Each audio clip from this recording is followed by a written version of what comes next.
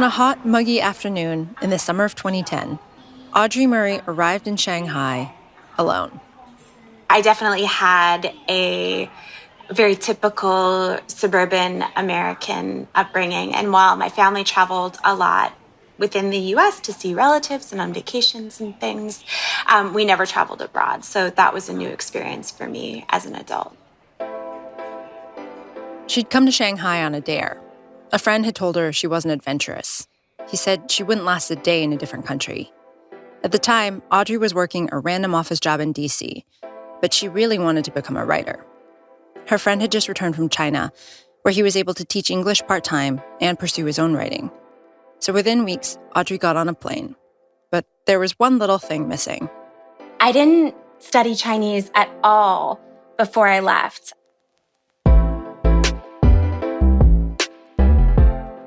This is Homemade, an original podcast by Rocket Mortgage about the meaning of homes and what we can learn about ourselves in them. I'm Stephanie Foo. In this episode, 2 stories about the things you discover when you're home alone. After arriving in Shanghai, Audrey somehow made it to her new apartment, a rooming house full of other foreigners. She also got a job teaching English, but when she walked out the door, she couldn't talk to anybody. I'm a fairly social person, and it felt suddenly strange to be taking a bus by myself, going to the movies by myself. And on top of that, I was also just so isolated, it felt, because I couldn't speak the language. Audrey had assumed that some level of English would be spoken throughout Shanghai. But in 2010, that wasn't the case. So Audrey's life was limited to a tiny piece of the city where she could speak English, the school she worked at, and at home with the odd fellow foreigner. If she wanted to feel less isolated, Audrey would have to learn Mandarin, and quickly. I was like, well, I studied French for over 10 years and my French still isn't perfect. Like, how am I going to make any progress in Chinese in a few months? I had never tried to learn a language, on the ground. To be fair, Mandarin isn't French. You can't just master the vocabulary. You have to master all of the tones, something Westerners really struggle with. So when it came to things like ordering food, many restaurants helped out foreigners by posting pictures on their menus. There are convenience stores everywhere in Shanghai, and they have these delicious hot steamed buns behind the counter. They're sold on the streets too. So there were all of these foods that I could see and that I wanted to eat, but I just had no idea how to ask for them.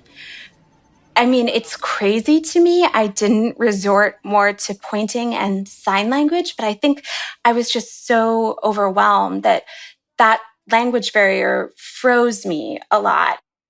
So Audrey went to the one place where she knew the menu. I was not expecting to eat McDonald's in China. I was actually really looking forward to eating Chinese food. But yeah, at the very beginning, I ate a lot of McDonald's because it was the only food I could order without having to speak Chinese. But then something happened that totally changed her life in Shanghai. A friend told her about the magic number. And they tell me it's this free hotline that you can call 24/7. And the person who answers the phone is perfectly bilingual in English and Chinese, and they will help you with anything. The magic number was a free government-run hotline available to non-Chinese speakers to help them say whatever they needed to say. The friend told Audrey that if she was in a taxi, for example, she could call the magic number, tell them where she was going, hand the phone to the driver, and the person on the other line would tell them where they needed to go. This was of particular interest to Audrey because a recent taxi ride home had instead landed her in the suburbs of Shanghai. So a few days later, she tried it out herself when a plumber showed up at her door. When he started speaking Mandarin, she pulled out her phone, called the magic number, and a woman answered. Hello, how can I help you today? And before I could even think of my ask, she was just like, Please pass the phone to the plumber. The woman on the phone worked out what the plumber was there to do. And in that moment, Audrey was hooked. From that day forward, if language became a barrier, she called the magic number. She used it for everything: groceries, restaurants, the bus, and life in Shanghai got way easier.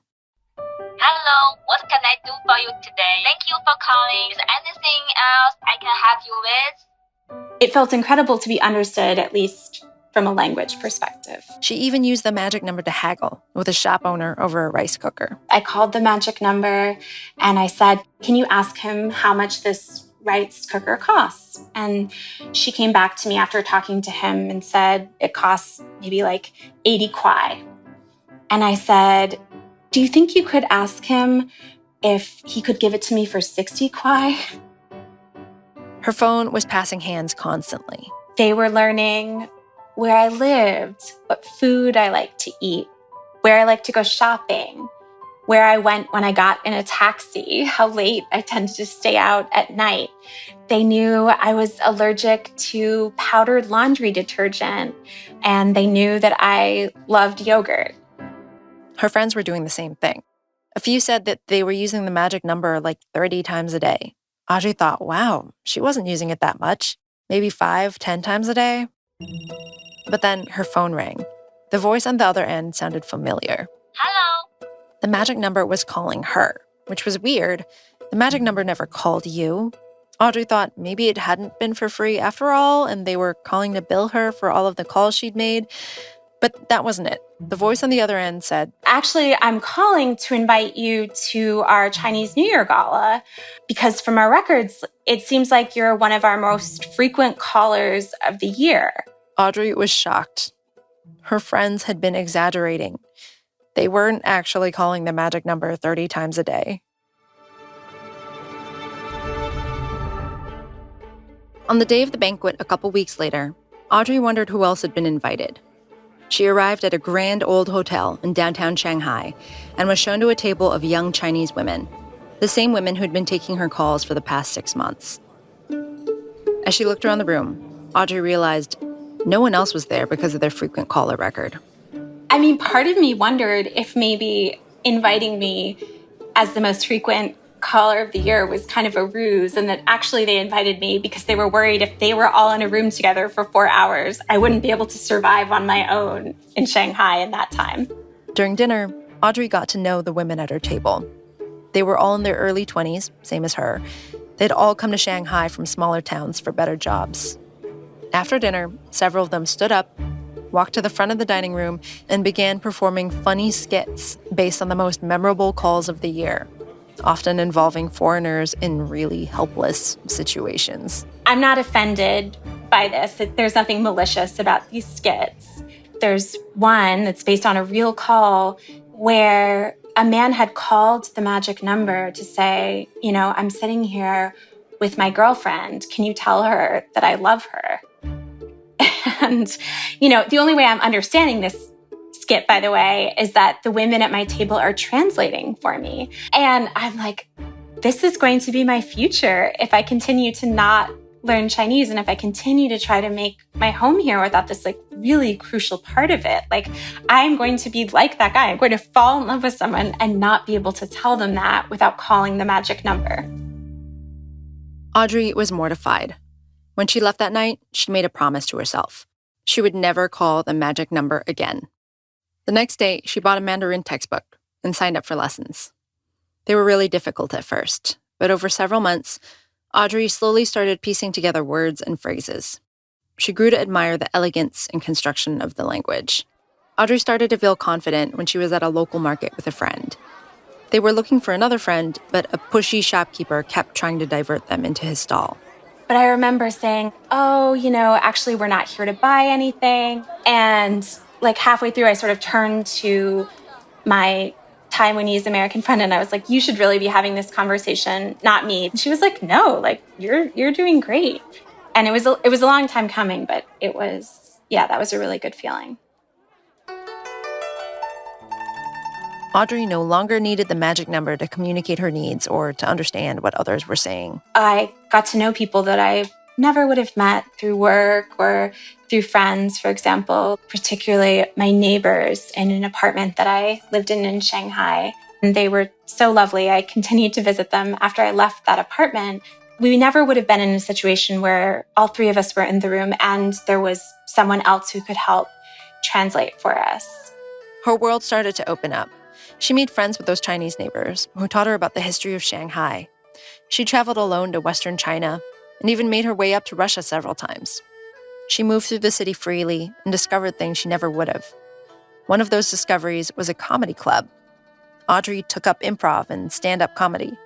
What learning the language did was it allowed Shanghai to become my home in that sort of like deeper, more emotional sense. I mean, I just grew so incredibly attached to it. And I learned to love the city and the culture and the Chinese language. Audrey lived in Shanghai for another 5 years. And then she moved back to America, to New York. Back in China, she'd used her time off to work on her writing, just like her friend suggested. And so she published a memoir about her time spent traveling in Russia. As she reacclimated to American culture, she found her experience in Shanghai had shifted the way she perceived the concept of home. I think living in Shanghai gave me a less rigid idea of what home was and sort of made me less apprehensive to move and start a new home somewhere else. So for example, after I'd returned to the States, I was living in New York and my boyfriend got a job in Miami for 1 year. And I think if I hadn't lived abroad, the idea of moving to a new city for a year only, it's sort of scary because you think, how am I going to meet people? How am I going to make friends? Am I just going to be really lonely? And I think living abroad taught me a lot about how to find communities wherever you are. In the next story, a married couple that doesn't know how to talk to each other anymore. They find themselves all alone in the same house. Silence. That was the sound in Rebecca and Shawne Huff's home. In 2018, the couple was living in separate parts of the house. They weren't talking to each other. And any time Shawne walked into the room, Rebecca says she would tense up. Which is ironic because that's kind of how my parents were as I was growing up. And I always thought it was kind of sad that they both had such separate lives. And now here I was kind of doing the same thing.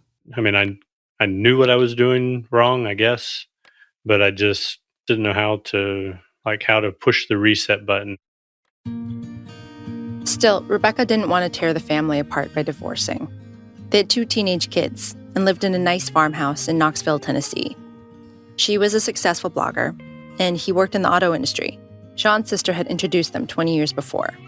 So what were some of the things that attracted you to him? He seemed pretty grounded and reliable, and I really found that attractive. He was the owner of this company, and his family worked for him, and he had other employees, and he just seemed to really have it all together. Yeah, a guy that has it all together. Very hot. Mm-hmm. Rebecca and Shawne started dating, but pretty soon there was an issue. Rebecca first noticed it when Shawne's business hit a rough patch. I just kind of hit it all, didn't involve Rebecca in those decisions and struggles, under the guise of, I don't want to cause stress. So when he would not communicate with me, I felt like he didn't trust me as his partner to help make those important decisions. But that period passed and life went on. They got married and had a son. That was a really beautiful time when we had my son. It was just really sweet. He was and still is a wonderful father. Soon after that, they had a daughter, and things got really busy. I started, maybe even entered kind of a midlife crisis period of time where I was like, this isn't working for me. Is this all there is to life? He was working a second shift job at that time, so we weren't really connecting, The more difficult life got, the more Shawne bottled up his stress. And when he got stressed, he would go silent. But Rebecca really needed someone to talk to. She begged Shawne to open up. Despite repeated promises, he didn't. And after a while, it just broke our trust. Did you feel lonely because of this lack of intimacy and connection? I was lonely, but at the same time, I kind of feel like I pushed people away too. So Rebecca went to therapy. The therapist suggested she might want to just get a divorce. Instead, she decided to just live together in the same house with Shawne, but separately. They slept in different rooms, they barely interacted. But that didn't exactly make either of them feel better. I was so frustrated and I blamed everything on him. I was feeling defeated, maybe a little depressed, just because I was really sad that I couldn't make this work. And I just felt trapped. And then one day, Rebecca got a call from a friend asking her to co-host a podcast about marriage. And I was like, are you crazy? I have the world's worst marriage. Why would I do that? Her friend said that they could compare and contrast Rebecca's bad marriage with her amazing marriage. For some reason, Rebecca agreed. And Shawne says he felt so defeated, he didn't care what Rebecca said about their marriage. And so each week, they explored a different topic.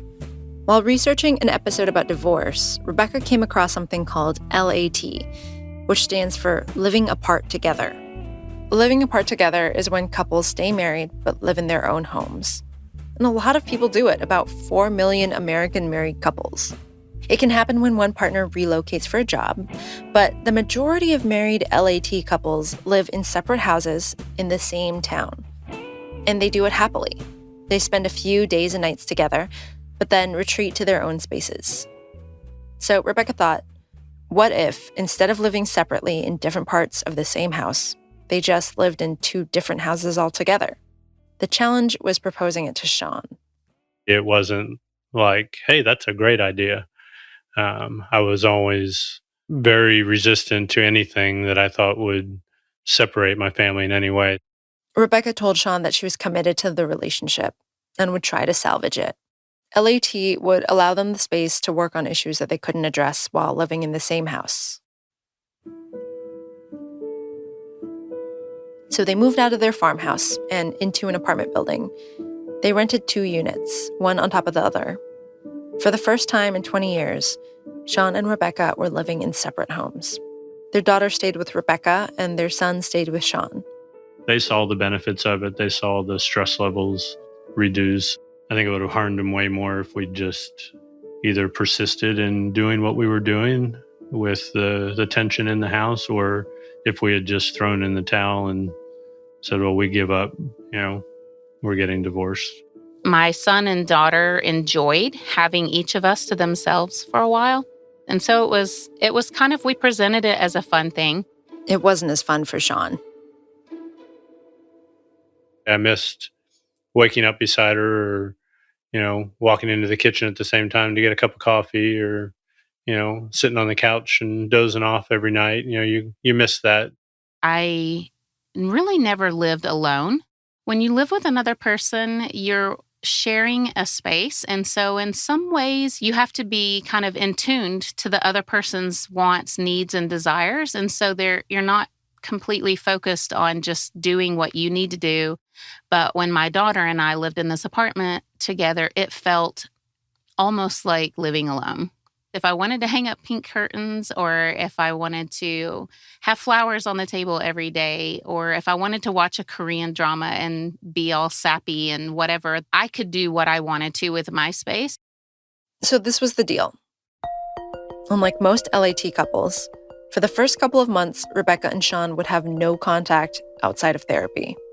In therapy, the first thing they tackled was Shawne's lack of communication.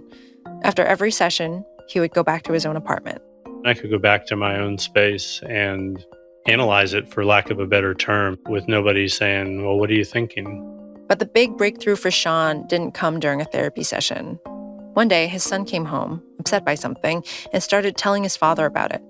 Shawne immediately went into solution mode. My son finally said to him, Dad, I don't want you to fix it. I just want you to listen.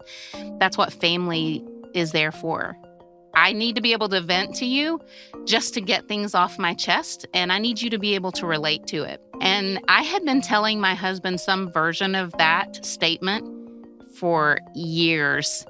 And so the next time we were in therapy, he told my therapist and me about it, and it was just very emotional for him. Like, it was probably the first time I'd ever seen him cry. And so he just like got it. Oh, like you want to tell me something. You just want me to listen? Years of isolation and bitterness started to thaw pretty quickly. Rebecca and Shawne started talking, really talking to each other. Within the first month or so of us living apart, I started feeling so much better. Like I felt like I could breathe. I felt like I knew who I was again. I even started feeling a little attracted to him. It was pretty quick. At that point, Shawne and Rebecca started enjoying more of the LAT lifestyle. Date nights, family dinners up at Rebecca's, watching movies together in Shawne's apartment. And Shawne helped Rebecca out, doing small repairs in her place, watering the plants, other household things. They came and went more freely, and they started to have a lot of fun. Probably one of the funnier ones was, I guess when I blow my nose, you can hear it on the other side of town, like it's an elephant or something. So I blew my nose one morning, and I got a text that says, "I can hear you blowing your nose." But as great as life was in separate apartments, Shawne and Rebecca eventually decided to stop living apart together and move back into the same home. Maintaining two households is expensive, and they wanted their children to be in the same house. And we had repaired our relationship to the point where we felt like we could not just tolerate living together, but that we could actually enjoy it. So you moved in together? Yes. We've only been back in the same house for about a month. Oh, wow. And so how has it been? It's definitely been an adjustment. It's having everyone together again. There's a little bit more demands on my time. So I've had to push those boundaries more and say, I need a little privacy. I need a little time to myself. It's something that I recognize that I have a need for now. Well, that's great. That sounds like a lasting lesson that you'll always have, is essentially enabling you with the permission to have needs. Right. And that it's not selfish of me to ask for a couple of hours of time to myself. Are you having fun, would you say? Yeah, actually, I think it is fun. It's kind of like getting married for the first time again because, we're setting up this house together, and being back in the same bedroom is kind of like going back to that honeymoon phase again. So that's fun. But for Rebecca, there's something about LAT that has stuck with her. When I say that I would consider it again, I mean, I don't think that a married couple has to live together to have a good relationship. I fully believe that two people can be completely in love with one another, have every intention of staying together for the rest of their lives, and still enjoy living in separate spaces. Shawne feels a bit differently. During their whole time living apart together, even during that first part where they weren't talking to each other at all, Rebecca still cooked meals for him. It was her way of letting him know that she still loved him. And Shawne appreciated it. But there was something missing. It's not the same as waking up, smelling it, or being in some other part of the house and smelling dinner being cooked and hearing the sounds and knowing you're about to enjoy that meal cooked by somebody that you love and that loves what they're doing. And it's just like it's just like a sign that it's like a sign that you're back home, that your home is back together, your family's back together. So it's pretty cool. At the same time, Shawne is still working on his part. I'm still not perfect at it by any means, but I've learned that that's being honest and open about what's going on in your lives is key to making your relationship work. Both Shawne and Rebecca agree that living apart was good for them. It taught them to take care of themselves first, to work on their own happiness and independence so they could bring the best of themselves into their marriage for each other. Living apart might be the most romantic thing they've ever done. Sometimes loneliness is a catalyst for change. It can push you out of complacency or make you go the extra mile to find connection. whether that means couples therapy or learning a completely new language. In that way, maybe a little loneliness might be good for us after all.